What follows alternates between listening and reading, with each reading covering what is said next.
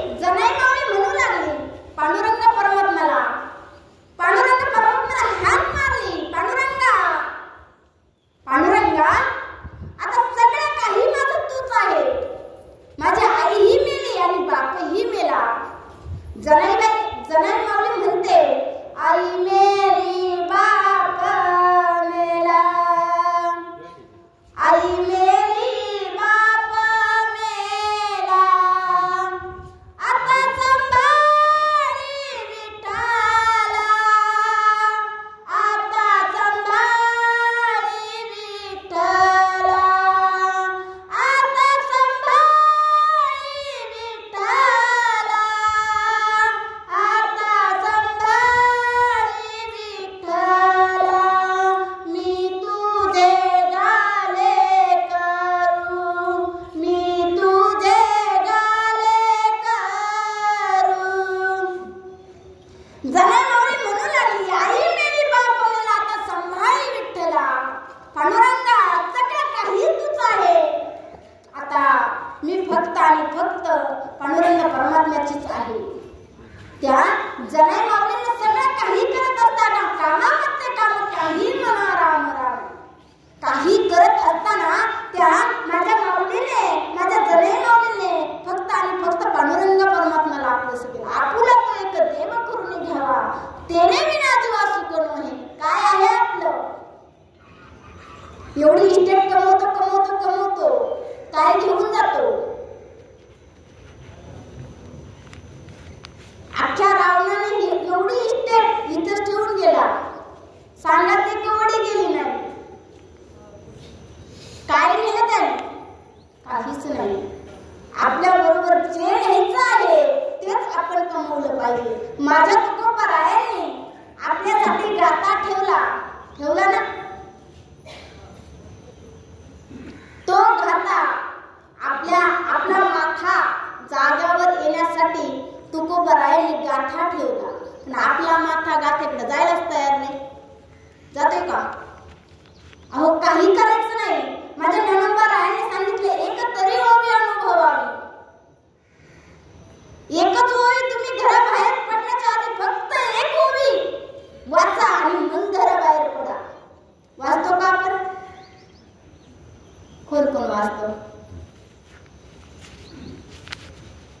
एवढं टाइमच कुणाला एक ओवी वाचायला आहे का?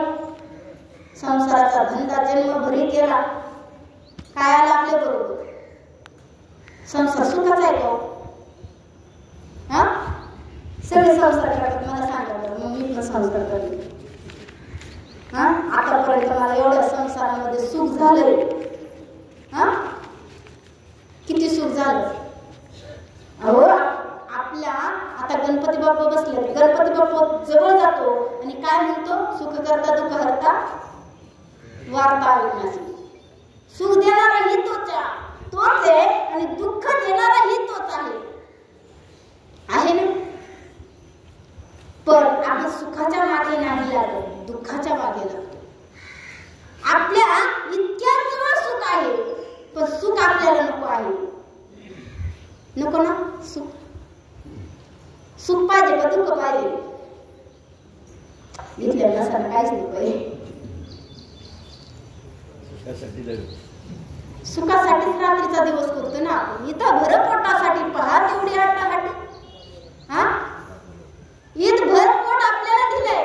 अहो मला सांगा, माझ्या भगवंताने काही जणांना एक हात नाही दिला, एक पाय नाही दिला, एक डोळा नाही दिला, एक कान नाही दिला, पण पोट कुणाला दिलं नाही? सांगा बरं. हा पांडुरंग परमात्म्याच्या दारामध्ये आंधळे पांगळे सगळे काही आहे, पण बिना पोटाचं कोण दिसले का? कुणाला दिसलं असेल? हा तो भगवंत आहे, जगाचा चालक मालक आहे. तरी पण आपण म्हणतो मी करतो. त्या भगवंताने मीच काढून घेतला की मग खाली काय राहतं? उडून गेला वारा, खाली राहिला पसारा. सगळा काही पसारा आहे, पण तरी तो पसारा आपण जोपर्यंत आहे तोपर्यंत म्हणतो माझा आहे. कुठपर्यंत? हा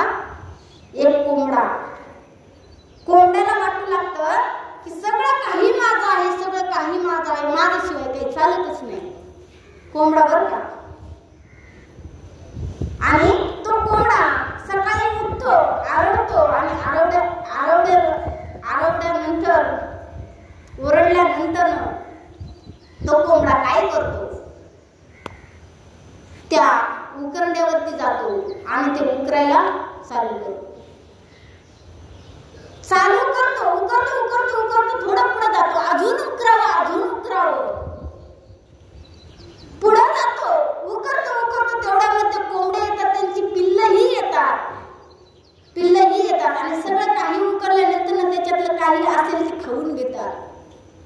पण कोंबडा खातो कधी खातो? आपण सगळे कोंबड्याचे, फक्त उकरायचं काम करतोय, पण खायचं काम कधी करतो का? हा, अहो हे सगळे काही जर आपण बाहेर गेलो, आपले वडील बाहेर गेले, बाबा मला हे आणा, येताना मला पुस्तक आणा, वही आणा, सगळं काही तो मुलगा सांगत असतो. बायको म्हणते अहो तिकडून येताना काही सामान संपलंय, एवढं घेऊन येता का? सगळं काही काम करत करत करत करत अख्खं आयुष्य जातं, पण आपल्या जवळ काय आहे, आपल्या बरोबर काय येणार आहे तेच आपण विसरून जातो. काय येणार आहे? काहीच येणार नाही. अहो हा आयुष्य कसं आहे? आपण खो खोचा खेळ खेळलो ना आपण लहानपणी. खो खोचा खेळ खेळत असताना जे 8 जण बसलेले असतात आणि 9 उभा असतो, हा बरोबर ना? तो पोहतो आणि खो दिल्याबरोबर ज्या मुलाला खो दिला त्या मुलाला उठावं लागतं का नाही? नाही कळले का? खो दिल्याबरोबर त्या मुलाला उठावं लागतं. तसं आपण या पृथ्वीवर जन्माला आलो, ज्या भगवंताने आपल्याला नरदेह दिला, आता त्या भगवंताला कधी न्यायचा आणि कधी खो द्यायचा? खो दिल्याबरोबर आपण राम सत्य, कधी खो द्यायचा हे त्याच्या हातामध्ये आहे. आपल्या हातामध्ये काय? काहीच नाही. पण त्या तो भगवंत आपल्याला घडी तो भगवंत आपल्या इतक्या पाठीमागे आहे. किती? जन्माला आला की पाठीमाग लागला. जन्म आले बाळ त्याची वाट पाही काळ. बाळ जन्माला आलं की तो काळ त्याच्या पाठीमागे आहे. पण तो काळ आपल्या पाठीमागे आहे हेच आपण विसरून जातो. मग आपल्याला काय करायचे? अहो आपल्याला जे करायचे ते आपण विसरून जातो आणि जे नाही करायचं ते करत बसतो. एक साधू महात्मे शहरामध्ये जात असताना साधू महात्म्यांनी पुन्हा सगळं काही शहरामधलं ते प्रकार पाहिला. साधू महात्म्यांना शहरामध्ये आवडलं नाही. शहरामध्ये न आवडता ते साधू महात्मे गावाकडे आले आणि गावाकडे येऊन ते भगवंताचं नामस्मरण करू लागले.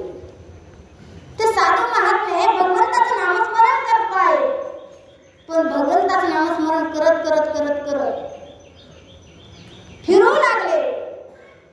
फिरत आहे, जंगलामधून जात आहे, भगवंताचं नामस्मरण हे चालू आहे. पण नामस्मरण करत असताना त्यांना तहान लागली. जंगलामध्ये तर पाणी नाही, काहीच नाही. पाण्याचा शोध घेऊ लागले. पाण्याचा शोध घेत असताना त्यांना एक झोपडी दिसली आणि झोपडी दिसल्याबरोबर बरं वाटलं. आता मला या ठिकाणी पाणी मिळणार असं म्हणत असताना त्या झोपडीपर्यंत ते साधू गेले. पाहतात, आवाज दिला, कोणी आहे का घरामध्ये? त्या घरामधून एक व्यक्ती बाहेर आला. साधू महात्मे या काय काम काढलं? अरे बाबा मला पाणी पाहिजे आहे, मला पाणी प्यायचं आहे. त्या साधू महात्म्यांना घरामध्ये त्या व्यक्तीने घेतलं, पाणीही दिलं आणि साधू महात्म्याने सगळीकडे पाहण्यासाठी पाहिलं तर त्या साधू महात्म्यांना त्या घरामध्ये एक डेराचं एका ठिकाणी मोठा ढीग आहे आणि एका ठिकाणी एकच गाडगा आहे. ते एकच गाडगे एका कोपऱ्यामध्ये आहे. मग साधू महात्म्यांनी विचारलं की एक गाडगे एका कोपऱ्यामध्ये आणि हे अनेक गाडगे एका कोपऱ्यामध्ये का म्हणून? त्या व्यक्तीने सांगू लागले, हे एक मडकं आहे ना, एक गाडगा आहे ना, तर फुटका आहे म्हणून मी एका कोपऱ्यामध्ये ठेवले. मग ते गाडगं मला देतो का? ते मडकं मला देतो का? अहो साधू महात्मे, मी तुम्हाला चांगलं मडकं देतो, ते मडकं तुम्ही घेऊन जा, पण हे फुटकं मडकं घेऊन जाऊ नका. मग असं करत असताना साधू महात्म्याने ते मडकं घेतलं आणि चालू लागले. चालत आहे एका मोठ्या टेकडीवर गेले. त्या टेकडीवर महादेवाचं मंदिर होतं. महादेवाच्या मंदिरामध्ये गेले. ते आपण आणलेलं ते मडकं त्या महादेवाच्या पिंडीवरती अडकवलं, त्याच्यामध्ये पाणी टाकलं आणि ते पाणी माझ्या भगवंताच्या डोक्यावर पडू लागलं. ते मडकं कुठं होतं? एका कोपऱ्यात. आता त्याची जागा कुठे गेली? अय मडक्यांनी सगळे मडकीचे टाकले. हा, त्याची जागा त्या भगवंताच्या डोक्यावर गेली. कारण की संगत कोणाची केली? संगत साधूची केली. मग संगत आपण भगवंताची करायची, संतांची करायची. जर संतांची संगत केली तर भगवंत सापडतो. म्हणून संतांची संगत करायची. संतन के संग तू लाग रे, तेरी अच्छी बनेगी. संतन के संग तू लाग रे, तेरी अच्छी बनेगी. अच्छी बनेगी तेरी बिगड़ी सजेगी, अच्छी बनेगी तेरी बिगड़ी सजेगी. संतन के संग तू लाग रे, तेरी अच्छी बनेगी. संतन के संग तू लाग रे, तेरी अच्छी बनेगी. पण संतांच्या संगतीत गेलं तर, दुर्जनांच्या संगतीत कोण चांगलं म्हणतं का? नाही म्हणत. मग आपण काय करायचे? तर भगवंताचं नाव घ्यायचे. अहो 3.5 हाताचा नरदेह भगवंताने आपल्याला भाड्याने दिला ना. त्याचं भाडं दिलं नाही तर मग काय करेल तो भगवंत?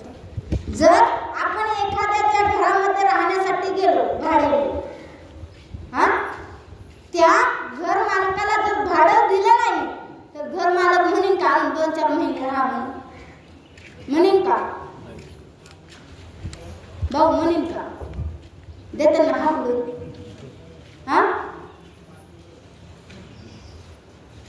कारण की हा नरदेह भाड्याचाच आहे. तो मालकाची एकदा का नोटीस आली रे आली, तो म्हणतो का भाडं द्या, 1-2 महिने थांबा, हा तुमच्याकडे पैसे आल्यावर मग द्या म्हणतो का? त्या मालकाने एकदा का हुकूम सोडला की मग तो येणार आणि आपल्याला घेऊन जाणार. पण कारण की जो किराया म्हणजे धन देईल, भाड्याचं घर हे भाड्याचंच असतं, किरायाचं असतं. कारण की जिंदगी एक किराए का घर है, एक ना एक दिन बदलना पड़ेगा. जिंदगी एक किराए का घर है, एक ना एक दिन बदलना पड़ेगा. मौत जब तुझको आवाज देगी, घर से बाहर निकलना पड़ेगा. जिंदगी एक किराए का घर है, एक ना एक दिन बदलना पड़ेगा. कसा आहे नरदेह? माणसाचं शरीर मरतं पण आत्मा मेलाय का? कुणाचा आत्मा मेलाय? आत्मा कधीच मरू शकत नाही. कारण की तो फक्त आणि फक्त तो देह बदलत राहतो. आता माणसाच्या जन्मामध्ये आहे, नंतर कावळ्याच्या जन्मामध्ये जाणार. कारण की 84 लाख योनीमध्ये 84 लाख योनी कशाला म्हणते आपल्याला? एकाच योनी एकाच माणसाच्या जन्मात कटाळा येतो. 84 लाख योनी कुणी पाहिलेत का? नाही पाहिले. पण तो भगवंत आपलासा करायचा. अहो आपलासा करायचा मग आपला भगवंत कोणता आहे? आपला भगवंत फक्त आई आणि वडील आहे. बाहेरच्या देवाला जाण्यापेक्षा आपल्या घरच्या देवांना आपण पाहिलं पाहिजे. पण घरच्या देवांना नाही पाहत. एक आई आणि वडील. आई आणि वडील सुखाने संसार चालू आहे. सुखाने संसार चालत असताना त्या दाम्पत्यांना मुलगा झाला. मुलगा झाल्यानंतर जसा आपल्याला आनंद होतो, मुलगी झाल्यानंतर होतो का?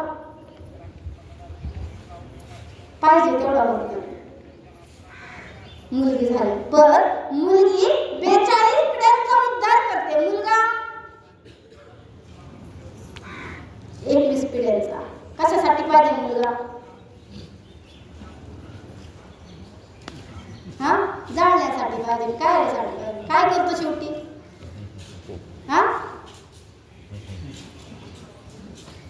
प्रॉपर्टीला वारस पाहिजे. प्रॉपर्टी आपल्या बरोबर येतच नाही. फक्त आपल्याला शेवटीच पाहिजे असते. कारण मुलगी काय पाणी धरू शकत नाही. मुलगा तरी धरतो. अगो पण मुलगी 42 पिढ्यांचा उद्धार करते. मुलगा झाला त्या दाम्पत्यांना. लहानाचा मोठा करू लागली ती आई. लहानाचा मोठा ही केला, हाडाचं काढा केलं, रक्ताचं पाणी केलं. तो मुलगा आता मोठा होऊ लागला. तो मुलगा मोठा होत असताना शहरामध्येही शिकण्यासाठी गेला. सगळ्या काही चांगली नोकरीही लागली. नोकरी लागल्यानंतर त्याला आईची जाणीव होती. आईला म्हणू लागला, आई आता तू लय कष्ट केलं, आता शहरामध्ये सुखाचं 2 घास खा. असं म्हणत असताना त्या आईला तो मुलगा घेऊनही आला. त्या आईला बरं वाटू लागलं. माझा मुलगा मोठा झाला, मोठा साहेब झाला. सगळं काही आनंदामध्ये चालू होतं. 1 वर्ष आनंदामध्ये गेलं. एका वर्षाने त्या मुलाने जेवढी आपली पदवी आहे त्या पदवीच्या रूपाने त्या मुलाने आपल्याला पत्नीही, आपल्याला मुलगीही पाहिली, लग्नही केलं. आणि लग्न केल्याबरोबर मला सांगा 1-2 महिने झालं की सगळं काही तुमचे कसे आहेत कसे नाही ती मुलगी पाहून घेते. पाहते की नाही? पाहून घेते आणि मग म्हणू लागते, अहो तुमची आई आहे ना, तुमच्या आईला तुम्ही गावाला पाठवा, मला काही होत नाही. काय करायचं? आईचं पाहायचं का कामाचं पाहायचं का घरातलं पाहायचं? कुठलं पाहायचं? त्या मुलाला वाईट वाटू लागलं. माझ्या आईने हाडाची काढा केली ना, आता माझ्या आईला आता दूर लोटायचं. काही दिवस गेल्याबरोबर ती मुलगी म्हणू लागली, तुम्ही तुमच्या आईला गावाला पाठवा. त्या आईला गावालाही पाठवलं. 1 वर्ष झालं, 2 वर्ष झालं. त्या मुलाने काय करावं? आईला फोन करावा, विचारावं, आई बरी आहेस का? अहो काही नाही विचारलं तरी चालेल, पण फक्त विचारावं, आई तू जेवलीस का? आई तू बरी आहेस का? बाकी काही लागत नाही आईला. काय लागतं? काय पाहिजे? आईला आणि वडिलांना आपला मुलगा मोठा झालेला पाहायचा असतो. बाकीच्या कोणाला मोठा झालेला समजतो, पण आपल्यापेक्षा मोठा झालेला नाही आवडत. कारण की आपल्यापेक्षा मोठं झालं की पाय ओढणारे जास्त असतात का नाही? रस्त्याला गतिरोधक आणि माणसाला विरोधक पाहिजेच. कारण की माणसाला विरोधक असल्याशिवाय माणूस पुढे जात नाही. अहो त्या मुलाने काय केलं? आईला फोनही केला.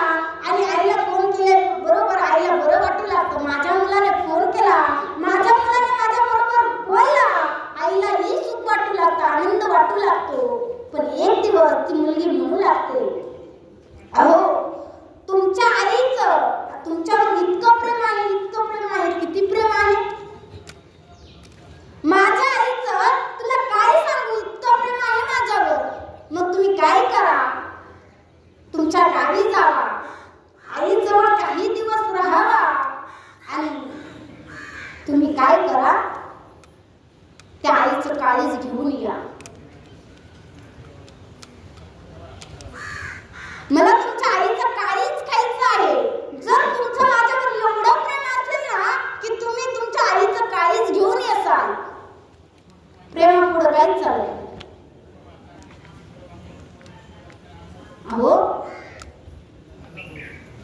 तो मुलगा गावाकडे आला आणि गावाकडे आला सगळं काही ती आई आनंदाने करू लागली. कारण ती आईची कळवळी असली जाते तरी लाभावी न प्रीती. काय आहे लेकुराची हितव आहे माऊलीचे चित्त. अशी कळवळी असली जाते तरी लाभावी न प्रीती. त्या आईला काही नको आहे, फक्त आपल्या मुलाचं सुख पाहिजे. त्या मुलाने त्या आईला वनामध्ये नेलं. वनामध्ये जाऊन त्या आईला आईचं काळीजही घेतलं, हातामध्ये घेतलं आणि पळू लागला. पळत असताना ते काळीज खाली पडलं आणि खाली पडल्याबरोबर त्या मुलालाही लागलं. काळीज खाली पडलं आणि खाली पडल्याबरोबर ते काळीज बोलू लागलं, काय तुला लागलं तर नाही ना? काळीज बोलतंय आईचं काळीजच आहे. सगळं काही जातं पण आईचं काळीज. त्या आईला त्या मुलाने कितीही मारलं, जीवही घेतला तरी पण आईचा जीव मुलीवर कमी पण मुलावर जास्त असतो. ती आई असते आणि ती आई या मुलांना सोडून गेली.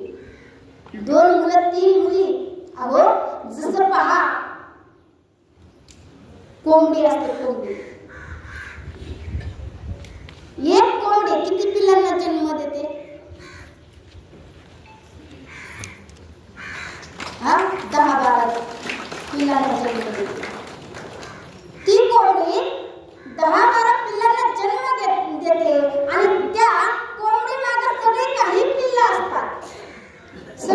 पिल्लं असतात आणि ती पिल्लं त्या कोंबडी मागे फिरत असताना आकाशामधून ती घार येते आणि घार येत असताना ती कोंबडीची पिल्लं काय करतात? कोंबडी काय करते? त्या पिल्लांना त्या घारीपासून वाचवण्यासाठी ती कोंबडी आपल्या पंखाखाली घेते. ती आई असते. आता ही आई तर निघून गेली. आता या पिल्लांचं काय? 2 मुलांचं, सुनांचं, नातवंडाचं, मुलींचं काय? कोणाला हात मारणार? त्या मुलीला दिसणार नाही आता आपली आई तर गेली. आता बोलून काही उपयोग? कशाला गेलीस आई तू स्वर्गाला? कोण वागविन तुझ्या या बाळाला? कशाला गेलीस आई तू स्वर्गाला? कोण वागविन तुझ्या या बाळाला? 9 महिने आणि 9 दिवसाची वारी कशी तू केली? संकट तुझला आले असता पत्राला ओढून नेले. कशाला गेलीस आई तू स्वर्गाला? कोण वागविन तुझ्या या बाळाला? नाते फुलले दिवसाचे कळले नाही मला. सोडून गेली कायमची तू, विसरू कशी मी तुला? सोडून गेली आई. आता कितीही आठवली तरी पण येणार नाही. मग आता म्हणून काय उपयोग? जोपर्यंत आहे तोपर्यंत त्या आई वडिलांची किंमत केली पाहिजे. गेल्यानंतर कितीही लाडू बुंदीचा पंक्ती घातल्या तरी ती आई खाऊ शकेल का? नाही खाऊ शकणार. म्हणून या आईला जाऊन आज आपल्याकडून 10 दिवस झाले. कैलासवासी श्रीमती चंपाबाई पर्वती कोळपे ही आई तर गेलीच गेली, पण माझ्या भगवंताने या आईला तिच्या चरणाजवळ जागा द्यावी ही त्या भगवंताच्या चरणी प्रार्थना करते आणि सेवेसाठी निवडलेली ओळी उपजिते नासे नासिले पुनरपी दिसे हे घटिका यंत्र जैसे परिभ्रमिता. कारण की आपण जन्मालाही यायचं आणि मरायचं हे रहाडगाडगं जसं चालू आहे, पण काय करायचं त्या भगवंताला आपलं करून घ्यायचं, आपुला तो एक देव करून घ्यावा. तेने विना दिवा सुख नाही यदती मायके दुःखाची जनती नाही आधी अंती अवसानी. सगळं काही मायक आहे, तो भगवंत एकटा आपला आहे. अविनाशी आपुले असे नावी म्हणा पिसे गोविंदाचे. एकदा का त्या भगवंताच्या नामाचं पिसं लागलं की मग तुका म्हणे एका मरणाची सरे उत्तम जीव रे कीर्ती मागे. जसं मी गणपतीचं चरित्र सांगितलं, गणरायाचं चरित्र सांगितलं, मळाचाच गणपती का? कारण की मळाचाच गणपती, कारण की मातीतला देह मातीतच जाणार. मग अशी सेवा, माझ्या भगवंताची सेवा अर्पण करत असताना माझ्याकडे जी सेवा ज्यांनी अर्पण केली, समर्पित केली, ते माऊली भाऊंचा मुलगा बाळू माऊली त्यांच्याही चरणावर अर्पण करते. आणि सगळे काही तुम्ही माय माऊली महेशाच्या मूर्ती तुमच्या सगळ्यांच्या चरणी अर्पण करते, या मातेच्या चरणीही अर्पण करते आणि सेवेला पूर्ण विराम देते. पुंडलिकावर विठ्ठल श्री ज्ञान